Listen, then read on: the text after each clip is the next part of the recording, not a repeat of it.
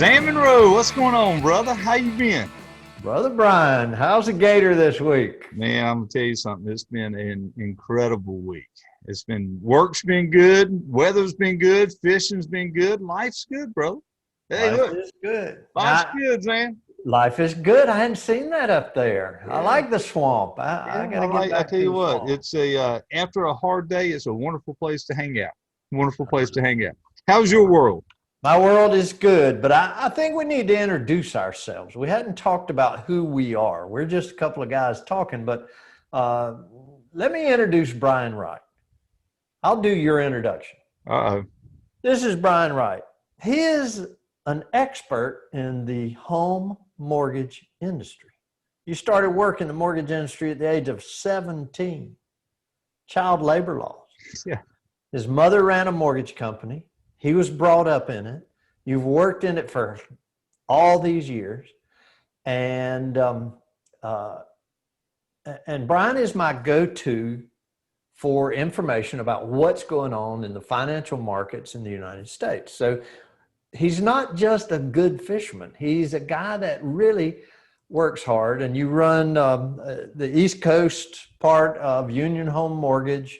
I think y'all are almost nationwide. If you're not in every state, you're in like 40 some states. 40 some states, yeah. And I've got my territory is really New England all the way down through Texas. So I have the Atlantic and Gulf Coast, and then I've got a couple of states kind of plugged in, Oklahoma and Tennessee, that they don't understand what it's like to have salt water nearby, but I've got those states as well. But yeah, the company's in is amazing. We've done, we did a little over 10 billion last year. We'll probably do 13 billion this year. Got about 14 billion in servicing. When I joined the company, we Wait a only minute. did 800 billion with a B. Would it be? When I joined the company, we had, I think we did 800,000 800 million that year, and that was in 2012. In fact, I tell you what's awesome. I was watching the Yankees Cleveland game. I had some guys in town fishing with me. We're watching the New York Yankees and the Cleveland Indians game on Thursday night. This series this past weekend, and you look in the back and you see Union Home Mortgage on the back fence. You see us going down the first baseline. I mean, to see where we've come since 2012 has been pretty amazing. But I appreciate the intro. Mortgage banking is what we know, is what we've done for going on 31, 32 years now. I believe you can have more than one passion. I'm very passionate about what I do, and I love what I do. And I love fishing too. So that's the great thing about this series that you and I do, is that we're able to see both sides of each other, right? So I appreciate that. And one thing you didn't mention that go ahead. When I talk to people that work with you, they love working with Bryan Wright. I mean, they just love working with Bryan Wright. And we call you the Gator. And the reason you're called the Gator is it's an abbreviation for greatness achieved through optimizing relationships. And everything I know about you is you build relationships with the people you work with your clients, customers, and my favorite is in every restaurant that you and I have ever been in, whoever is serving the table, there's a relationship with Bryan Wright before they leave the table, because you ask, you listen, and you're actually interested in the lives of other people. So, so when y'all see the Gator and the Troutman, Gator stands for greatness achieved through optimizing relationships. And it's my firm belief, having been in business for over 50 years, that relationships is all there is. Live human relationships. And this man lives it every day. So I appreciate that, man. And you and I both have talked that, you look at successful people, you see the blood, sweat, and the tears, but I guarantee you there were relationships that they were able to leverage to be better at their trade. Maybe it was a mentorship. Maybe it was a relationship with somebody they worked with that kind of took them under the wing and helped them. And it's like we talked with Allison a couple of weeks ago. Now she's taking people and doing the same thing, right? And you look at Allison's story and guys, if you haven't seen that, I'd recommend you go back a couple of weeks and and look at the story with Allison, her entire life changed as a result of the relationship that she had, right? So, and look, my life is changed as a result of the relationship I have with you. And so when I look at Zan Monroe, I remember when I first met Zan, you were in the real estate industry. I think you were Floyd Properties on McPherson Church Road in Fayetteville, North Carolina. And watching your career go from Floyd Properties to the Monroe Company, right?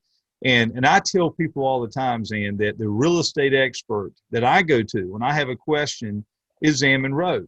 You just, I mean, where you really came on the scene, what I remember is absorption rate pricing. You became the national expert, and we're teaching every class across the country about this formula on absorption rate pricing. And I will never forget this. I will never forget this. And this would have been in 2000, probably 2009. I was talking with a real estate agent, and you were coming to town. This was in Wilmington, North Carolina. I said, hey, I'm going to the Zan Monroe event. I didn't know she knew. I mean, I've always known Zan. Zan and I've always known Zan, right? And she's like, oh my God, I love Zan Monroe. And when you walk in the room is packed out. You're losing your mind. You're running across, your arms are waving. And at the end of the day, the question that you taught me a long time ago that your mama used to ask you was, it doesn't matter if they cry. It doesn't matter if they applaud. It doesn't matter if they're cheering or throwing flowers. The big important thing is, did they get it? And Zan, I can tell you that 99%, if not 100% of the people who attend your courses, they get it. And what I love about it is, if I go to a trade show or something like that, a seminar, how many times have you gone, you got this great book, you were so motivated when you left the room, but you put it in your trunk with all your luggage, and then all of a sudden you remember it because it slid under your spare tire. You remember it 6 months from now, right? People that go to Zan's classes, and we've had some on this show who have said you changed their life and the impact that you had on them. It's amazing. They've got your stuff sitting in the front seat. They got it in the child car seat, in the back seat, to make sure nothing happens to it. They don't put it in the front. But by far, not only is he an expert in the real estate industry, he is an incredible speaker. I've had him speak for events with me. We've done some things jointly. I love this guy. And when I met Zan in, I guess it was 94, 95 is when we actually started having a pretty strong relationship. You were into fly fishing then, and you're into fly fishing now. I enjoy fly fishing. I love saltwater fishing, but I enjoy fly fishing, and I'll be doing pretty good. Then Zan comes to town, and he goes fly fishing with me. I'm like, this is my hole. This is where I catch fish at. I'm not catching the thing because they all know Zan's here and they want to go catch. They want him to catch it. So my fly. Yeah, it's pretty awesome. It's pretty awesome. Well, let me tell you about my fly fishing this week. Please do. Yeah, I know that you and Cameron went, right? Cameron, my son, and I went to the mountains. We played golf on Friday. We played again on Sunday. I played the best round of golf I've ever played. Yeah. And on Saturday, we fished, and I caught about 6 fish. Ended up with a nice 10-inch brown trout. Now, wait a minute. Now, people need to understand something. When we're looking at native fish, which in North Carolina mountains, that's what you're looking at, right? Native fish, it's not unusual for them to be about the size of this, right? About the size of your hand. Small. And so a 10-inch brown, that's not a bad fish, brother. That's not a bad fish at all. Oh, yeah. Yeah. Finding native fish that grow big is kind of tough. And the hard part is a trout is this crystal clear water and they can see you. But the coolest thing that happened was I was getting ready to go fishing and I really unloaded my fishing tackle case. I have a bag. And in the very bottom, there's a box of flies that you tied for me years ago. R.B. Wright. We've got a little picture, I think. Yeah. And wow, man, look at that. I haven't seen these things in years. Oh, yeah. And I showed them to my son, and he goes, he picked up one. He goes, Bryan didn't tie that. That is a factory fly. And when you held it in there, I wouldn't have eaten that fly either. He sets that one out. He picked out 2 or 3. I only fished with your flies. So we caught fish on your flies and had a great time. And I think one of my That was lesson for the 24 week. years ago, Zan. Those were old flies. 1997. Yeah. RB Wright Outdoors. Yeah. And you had tied those flies for me. And it's too much fun. It's like your Come On Lures. It's too much fun catching something with somebody that's made it for you. Now, and those of you who are listening, when I catch a trout, all I want to do is catch him, give him a kiss, and turn him loose, because he'll be there tomorrow or the next week for someone else to catch. And so I had a great time fishing, and I'll be back up there this coming week. I'll be broadcasting live from the mountains. But you caught a fish too. Yeah, we had a good week. And I think I need to quit talking about my big trout. Dude, I'm gonna tell you. Here's a little lesson, and that just popped in my mind, which is why I made the point on the 10-inch trout. I know that when you're fishing these small little streams, it's clear water. You see them. It is very much a very stealth thing. Yeah. Catching a trout on a fly rod is not something that just happens because you got a fly rod in your hand, right? There's an art to casting a fly rod. There's an art to the presentation, and you are fooling that fish, and you may only be 30 feet away from him, and he sees you. That is not an easy task. Yeah, the one I caught was about 10 feet away from me.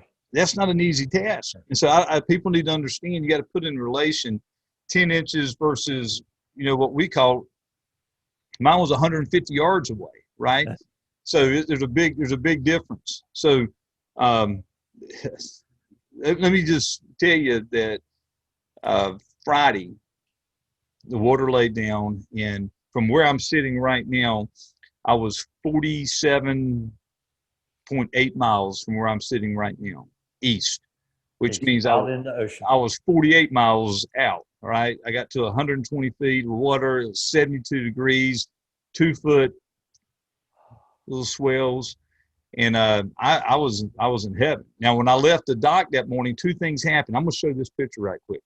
This is a SpaceX rocket that was launched on Friday, right? So this, on Friday morning. So when it takes off and it leaves Florida, when it's coming down the Atlantic coast, it flies right over the house. And I'd heard people seeing it, and I always missed it. So I'm sitting out and I'm looking up, and I was like, "Dear Lord, there it is." And so I said, "This is going to be a good day." So we get in the boat and we get out there, and I put out two of my big lures that I had painted. Now, I did not know if my color scheme was going to work, but they were the pink and they had a little yellow on the gills. I showed them to you right after I did them. So I got these 2 rods out. I reached down into the bottom of the boat, and I'm sitting there working on a rig. All of a sudden, I hear 2 rods just scream. It's not even 5 minutes. And I had 250-pound leaders on, and they were, I was bit off on both of them. So we either had maybe a little wahoo, or we had a barracuda or something on that line that took them. But I came back. Those are only 2 I had that color. So I've started repainting just to show you. I've already started redoing them. So I'm gonna have 2 more like this, and I'll have a little yellow on the gills. But this color at about 25 feet was hot. It was hot. And so we had strikes like that throughout the day, and then we get to start bottom fishing a little bit and catching some small bottom fish, some black sea bass. Well, it's getting about 1 o'clock, and I'm about an hour and a half out. And so I looked at the guy sitting beside me, and the conversation was pretty easy. I said, "Listen, it's like anything in life, right? It only takes one big thing to change your life, right? Or to change the day, one moment. And you've got to define that moment, or the moment's going to define you." So one big fish, that was, by the way, a quote from Roy McIlroy, Tin Cup, one of the best movies ever. But what happens is, as soon as I said it only takes one fish to change the day, this rod doubles over. Now, here's the crazy thing. All my big reels I have, I'd already put them up, tied them up. I had built this rig that I wanted to try, and I'm fishing one of these little ribbon fish on this on this rig. I've got a bunch of skirts and everything on it. I've got some weights that I had melted and poured, and I like the size where these weights flowed. So I had this steel leader on this one, the only one I had a steel leader on, right? So I had this leader on, and I got this weight up, and I've got 20-pound test line on my smallest reel. It's a 15 wide. Guys, I usually fish 30 and 50 wides when I'm fishing for big fish. And when it hit, I looked at him and I said, grab that other rod, get it in. This one's on my side. I said, this is a big king.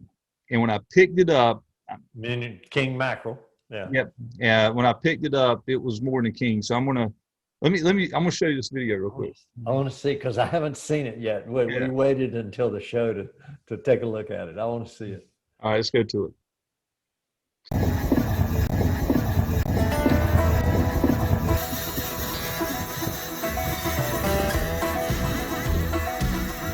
What you think, Micah?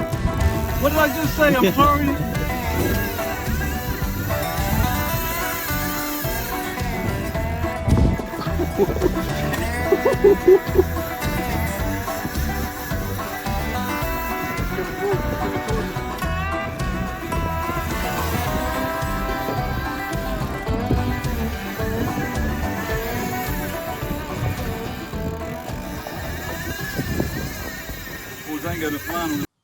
That thing had a bill on it.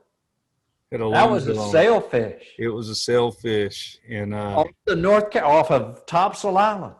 Yeah, off Topsail. Yeah, it was it caught me. In fact, when it hit, and I told him it was a big king. And by the way, we only showed that fight was 25 minutes, and I'll show a picture of the sail when we got inside the boat in just a second.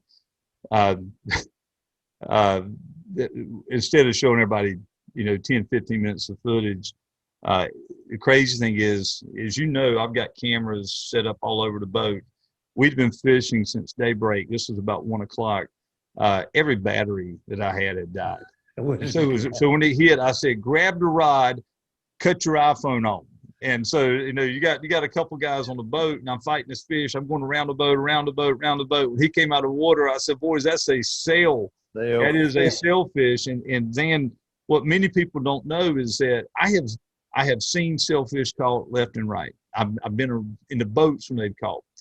Never caught one on my boat. So we're sitting there, and Jennifer asked me last Wednesday, she goes, she knows how my mind works. What are your goals for the week or for fishing? Not talking about this trip, talking about for the season. I said, I got to catch a sail this year. I got to catch a sail. Now, I wasn't expecting that to happen till June. But I tell you what, I got 10 of these rigs ready to go. Grouper season comes in Saturday. We're so excited. We found a bunch of good grouper holes. So grouper season comes in Saturday. There is a great yellowfin bite right now. There's some black fins that are showing up. The wahoo bite's still good, and the sailfish are there. The mahi are coming in, big king. We're getting into the most wonderful. I love Christmas, but this is the most wonderful time of the year, brother. I can tell you that. I was going to say the most wonderful time of the year. But here, you just said something that, this is the lessons that you learn fishing and that sort of stuff. Be careful of the goals you set. Mm-hmm. Be careful what comes out your mouth. Be careful what you plan, because what you plan, what you focus on expands. You set a goal. I need to catch a sailfish. Boom, there it was.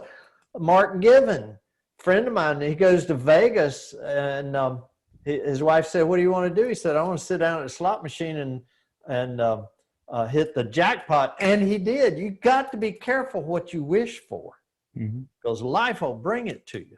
Yeah. Good and bad. But here's exactly right. Good and bad. Right. You and I talk all the time that you cannot possess two thoughts at the same time. You can't have a negative thought. You can't have a positive thought at the same time. I have found myself going out on a boat and saying, yeah, this isn't going to be a good day. Yeah. That day, I was disappointed Friday, because I anticipated that we were going to wear them out. I really did. I was in great water. I had all the markings on my finders. I knew that we were in good place. Had some strikes, and then things kind of slowed down. But again, I just had that conversation that said it only takes one fish to change everything. Yeah. and you can't give up. Now here's the crazy thing. We talk about law of attraction, that when you put something out to the universe, that it comes back. I want to make something really, really clear here, that I think there's some element of truth to that, but I also firmly believe, and we've had this conversation and debate before, is that I believe fully that nothing ever manifests on your desk just because you think about it. Now here's follow me on this. This is I love the fact we're never scripted, dude. But follow me on this. Here's what happens. I'm making notes. Yeah, when you start focusing on something, and that when we say that world expands, your eyes are clear, your head is starting to process things differently, your heart's full, you've got that passion, you know what's going to happen. The blinders that were on your eyes are now off. No. And it looks like the universe is just bringing everything true to you. The truth of the matter is, those opportunities were always there, but you were so narrow focused that you could not see them. Now, you start doing the work, you feel like things are coming to you. And the truth of the matter is, you start doing the work, you're creating the opportunities that always been there, and you're seeing them really for the first time. I spend hours early in the morning before work starts, before my mortgage world starts. When I'm done with that day and I want to decompress my mind, I spend hours in preparation. I spend hours in research to know what needs to happen to make me feel better. I read the books, I do the videos. There was a lot of work that went into being set up for success and being able to seize the opportunity when it hit. Right. It didn't matter that we had the smallest reel. It didn't matter that we had the 20-pound test line. We had done enough research to know how to react when that opportunity arose. Does that make sense? Yep. And people hear, you went fishing and you caught a sailfish. I wish I could do that.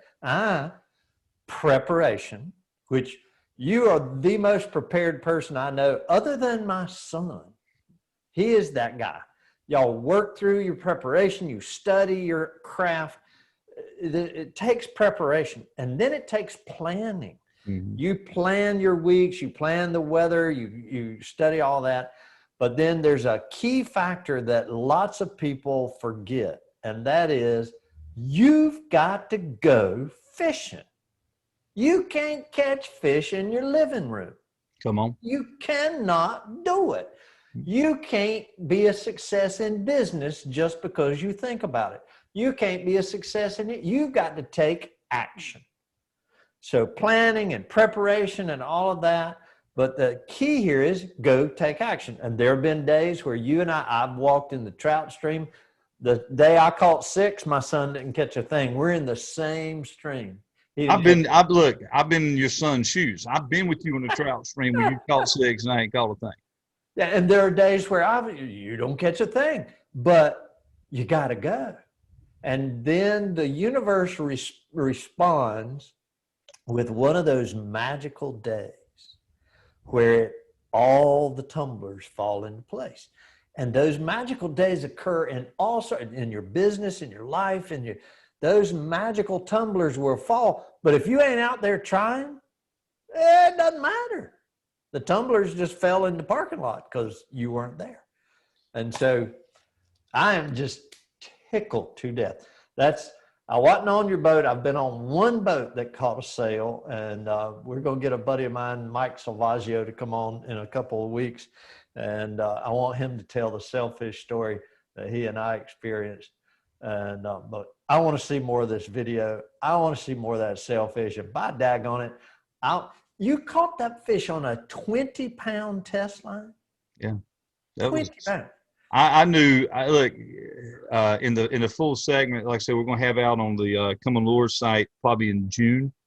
You'll hear my conversation. In fact, as that was trailing off, I think you may have heard me say, he's getting ready to spool me. I mean, there was no doubt in my mind that all my line was just going to disappear. Yeah. And the crazy thing is he stops. I crank and it doesn't move. So I just sit there for a second. He's getting his recomposure. I'm getting recomposed, and I can feel him just doing this. And you can feel every ounce of that fish in the rod, in the butt of the rod. I'm sitting there holding it, right? And all of a sudden he turned and he starts coming right towards us, and there was my opportunity to make up the line. So I just started cranking down on him. But it was look, it was fun. And I'm gonna go back to something that you said. You know, I know we're talking about fishing, and I know I start smiling and I get all excited, but I'm the same way when it comes to the preparation for being successful at what we do. I don't care if you run a logistics company, right? I don't care if you're in insurance. I don't care if you're in the steel business. I don't care if you're in mortgage banking, real estate, whatever your trade is, whatever your craft is. If you want to win, you got to be willing to do what nobody else is willing to do. Number one. Number two, you've got to be willing to prepare. And I hear this all the time. And this is not patting me on the back, because this is not easy. But if you don't own your day is absolutely going to own you. And I hear, Bryan, how do you have time to make the lures, to prepare for the fishing, do your job at the level that you do it? I'm working on my captain's license. We got 3 sites like this. How do you do all that? Zan, I have the time to do it because I understand that the big goal that I have, in order to reach that big goal, I have to break it down to the smallest activities that need to be done every minute in order to accomplish that. And you can focus on several things and be able to do that. But when you're in the moment that you're in, that's what you're focused on. Am I making sense there at all? Oh, absolutely. And I wrote down central purpose. I just read a philosophy book preparing to write the book I'm working on leadership. And they talked about the central purpose of your life. There has to be a guiding purpose. Mm-hmm. And you can have multiple purposes, but once you have accepted that purpose, now you've given yourself permission to give it 100% of your focus. Most people never get into focus.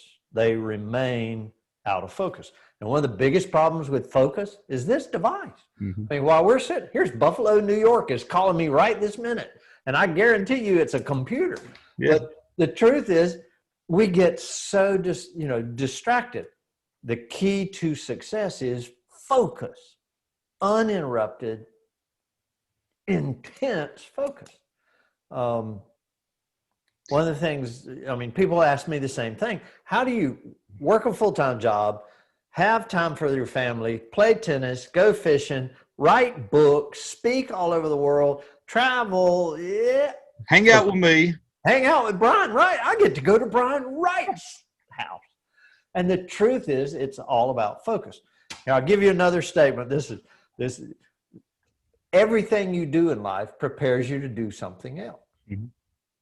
So your work, having to plan and prepare and take action, prepares you to do the same activity in fishing, to study and to prepare and to plan and take action. In my early career, I was a tennis player. I played tennis tournaments. Well, to play a tennis tournament, you have to eat right, you have to exercise, you have to train, you have to do all that, and then you go to the tournament and travel. Later in my life, I became a professional speaker. Guess what you have to do? You have to eat right, you have to plan, you have to train, you have to travel, you have to pack your stuff, it's all the same People stuff. Don't realize how much preparation that you have for just an hour presentation. Oh, yeah. And you and I've had this conversation, Zan. When you do your 8 hour and you're running all over the room, and I love it. Zan's he's crazy. He's running all over the room. 8 hours. Yeah, and when he does that, and he comes with that type of intensity. And I said to him, well, why aren't you doing this 2 or 3 days a week? He's like, dude, one day will wear you out. You got to space it out. And that was part of your mentorship to me. It is a physically grueling, mentally grueling and taxing thing to do. So I need to ask you something. I got 1,000 thoughts running through my head right now, but I need to ask you a question. All right. When I first met you, and for those of you who are being introduced to Zan really on this series, when I first met Zan, I guess it was a couple years later, you set a goal, a focused goal to inspire 1 million people. Yeah, 1 million people. And you hit that when? 2010. 2010. So instead of saying, all right, now I want to go inspire 2 million people, Yeah. or saying, hey, I want to inspire 5 million people, you just went ahead and said, you know what, let's just go for it. And I'm going to inspire, breathe life into 10 million 10 people. million. Yeah, And why you've not? done a pretty good job. I mean, we talk about it. If you measure it, you can manage it. You've done a pretty Yeah. good job of tracking this, right? Yeah, and I think we're around 7 million at this point. And the fun part about that is I set that as a 5-year goal. Well, at the end of 5 years, I didn't have anywhere close to 10 million people. I had like 4 million people. But guess what? You didn't say, oh, darn. That's right. I give up. I didn't make my goal. No, but it took 5 years to get 1 million people. 5 next year, I got 4 million more. Well, the truth is, everything you do prepares you to do something else. You just got to get out there and take action. And I mean, you've been to one of my speaker camps where we train other speakers. Mhm. The number one thing they don't get is how much preparation goes in before you walk out there. It's like you. I watched that video. You've got a sailfish on with 20-pound test line, a little itty bitty reel. And a hook the size of my thumbnail. Yeah. The lifetime of fishing, I watched you work that rod, and a lifetime of fishing kept you from snapping him off. Instead of everything you do, how many fish in your lifetime, thousands of fish you've caught. Mhm. You know how hard to work him, when to let off, and now the big, you know, the brass ring comes by, the giant fish, the giant sailfish, which, I mean, you start driving down the road, stopping people, asking how many of them caught a sailfish. If you find somebody, well, you're in a place where you might. Yeah. But if I left my house right this minute, it'll be weeks before I could find somebody that's caught a sailfish. And everything you do in life prepares you to do something else. But here's the other side of that. I had a guy with me on the boat,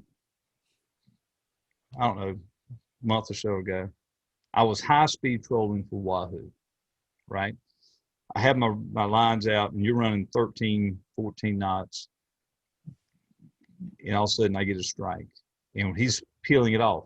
Zan, you've been with me in this situation. You know you got to have a guy at the helm, you got a guy on the rod, and you got a gaff guy that's kind of helping working that leader. It is a team effort, right? Oh, yeah. Where you're on the helm, we're hollering, go left, go right, port, start. Right. You know, you're hollering, you're like, I'm doing the best I can. So it's crazy.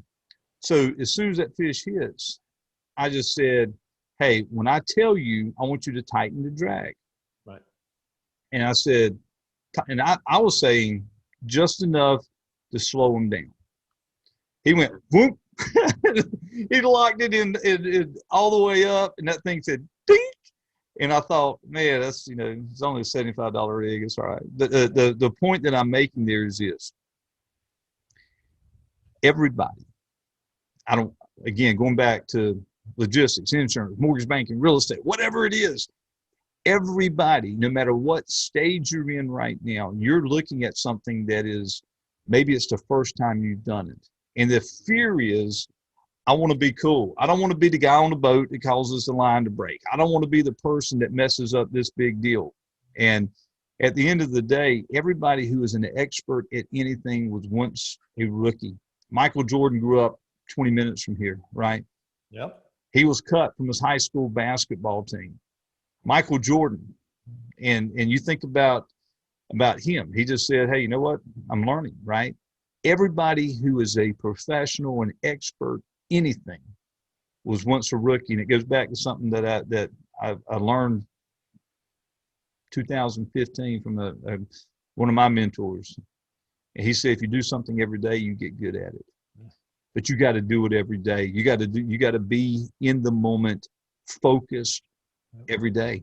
And so whether it's fishing, because if I go fly, dude, the last time I went fly fishing, I went one time since I was in Jackson Hole. And when I got to Jackson Hole, it took me a few minutes to get my rhythm back, right? Oh, yeah. And if I went fly fishing with you today, I'm going to be watching you to help trigger the things to remind me of what I need to do, right? How I get back into the right casting formation. Hopefully it won't take me too long. Next time, I have to look at my son because he's better than I am. next time I'm going to beat you. But when you're on a boat with me, saltwater fishing, it's the same thing. You got to get reacclimated with it, right? You got to get reacclimated. But if you're going with me every week that I'm going, and I'm going a lot now that I live here, if you're going with me every week, it becomes second nature. Right. You're talking about fighting the fish, it became second nature. When I make calls now, I have people right now who say, oh my gosh, they give me 100, they've done all the preparation. They've got their list of who they need to call. And I'm talking about from a recruiting side, right? They've got their list. They know they got their list of how to handle objections. We talked about personality types. We talked about languages. They've got all that stuff. But they have a tendency to focus on what's in front of them on their desk, not because it needs to be done right then, but because it's the easier thing, because they do that every day and they're good at it. They just need to know that the hardest thing about running is putting on your shoes. The hardest thing about making that phone call is picking up the phone and just doing it. And I can do all the preparation in this job to go fishing and be successful. But if I never get my butt on a boat, guess what? All I'm going to do is have some pretty lures sitting around that don't mean anything. That's right. Well, I always tell my staff, we have a saying here in the building, we're always doing things we don't know how to do. That's how we get to do them. That's a quote from Picasso. Wow. We're always doing things we don't know how to do. And kids, I have a granddaughter, she's 2. Every minute of every day, she's doing something she's never done before. And a friend of mine, Rod McIntyre, who we need on this show. I like him. Yeah, we got to get I like the Rod other ones here. too. But I mean, I spent a little time with him when he was at your last event, and I really like him. He told me once, he said, when was the last time you did something for the first time? He's always we need to get Rod on here because he'll ask you questions like that. When was the last time you did something for the first time? I mean, totally something new. I did that a couple of weeks ago, and I'll share it with you down the road. But Bryan, we've covered some ground today. You need to show more of the video of that fish, especially as we're checking out here for the day. But we've covered a lot of ground today. Your central purpose in life. I love it. Preparation, study, planning, but action is the key. Everything you do in life prepares you to do something else. If you do something every day, you're bound to get good at it. You may not get world class, but you'll get better. Zan, if I went to the gym every day, you'd be in as good a shape as your wife. I could be. We've got to get her on the show to talk about getting. Can we get her on? We can. It scares me a little bit because you don't have to show up that week. Here's and look, Jennifer's a fitness trainer. That's the reason I said it scares me a little bit, because she's built a gym here now that I've got to take advantage of. But here's I've got a question for you, and we're talking about introductions a while ago. We talked about masterminds last week, and we talked about the power of coaching before that. And I know we don't use this for an advertisement, and it's not, but if people were to reach out and email you, I've had a couple of folks reach out to me and say, hey, listen, if I want to get in some type of coaching, what do I need to do? If people just email you at the email addresses we provided. And the other thing is this, guys, we appreciate, and I should say this at the beginning. We need to say this at the beginning from now on. We appreciate the likes. We appreciate this, the ones of you that are subscribing, the ones of you who have hit that little bell so you get a notification when a new video comes up. That means a lot to us. But what it says to me, Zan, is that you, my friend, and are having an impact, and I'm being impacted by you every week as well. We're having fun. Oh yeah. And we get to do what we do best, work like a dog, focus, go fish or hunt. Season's coming. I wonder what we're going to do next week. I don't know. We've got 2 people that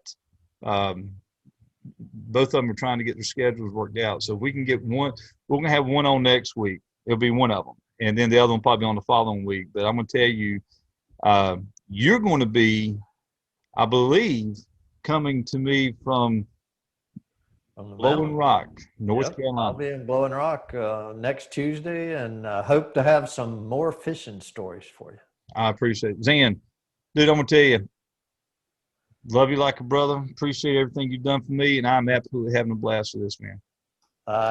Come self. Hey, Zan, here's the other thing. I got to make this point before I hang up. Here's the other thing. All right.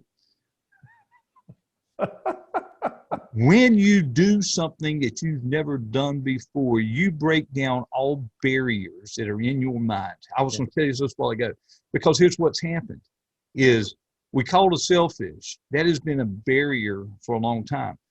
But I logged, measure it, manage it, and improve it. I know exactly what the water temperature was. I know what the conditions were that day. I know what speed that I was going. I know what rig I had and what depth I had it at. I can tell you that success is duplication, brother. Don't make it hard. It's duplication. Right.